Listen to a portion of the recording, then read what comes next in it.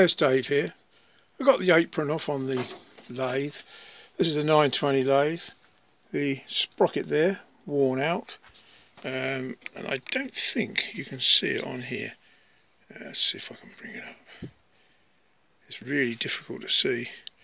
But it's jumping a couple of teeth. When you actually get round, you probably can't see it on here. Oh, it might be there. Look, it's a little flat. But yeah, I had to make a new one, as usual. Chester UK, not very helpful. We don't do those spares anymore, thank you very much.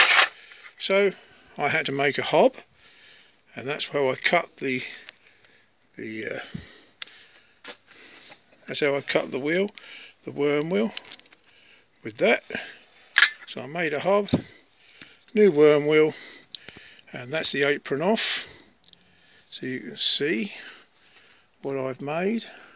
I had to make new bushes, and so there's a new bush either side, and that's what they wear out like. Now look at that, look, totally gone. So I've made new ones, slightly thicker, but still with a 20mm, I think it's 20mm hole in the middle there. So there we are. So two new ones, and there they are in there. And you still can, without the apron on, still turn all your bits. What you do is you use the cross slide like that, and you can feed in, feed out. You can set it up parallel and put the lock on. So I made a different lock for mine.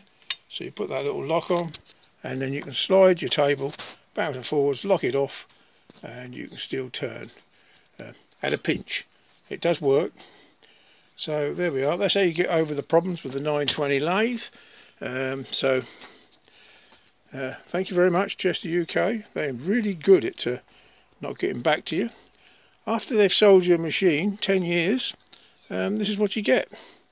So you have to do it all yourself. Oh well, it's inconvenient, but I've managed to do it all. So we'll be putting it back together now.